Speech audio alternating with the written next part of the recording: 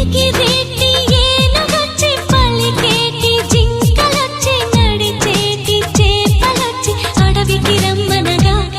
ఆ కోనల్లో కొమ్మల్లో ఉయ్యాలుగేసి ఆ కొమ్మల్లో పళ్ళన్నీ రుచి చూసి ఆ పళ్ళల్లో మైకంతో మోహం కమ్మేసి చలిగా గిలిగా తొలిగా త్వరగా అటుగా ఇటుగా మరి నువ్వే నాకు ముద్దిస్తావని తడివేదాలు ముద్దిస్తావని నమ్మడానికి ఎంత బాగుందో నీకోసం రెక్కల గుర్రం ఎక్కి వస్తానని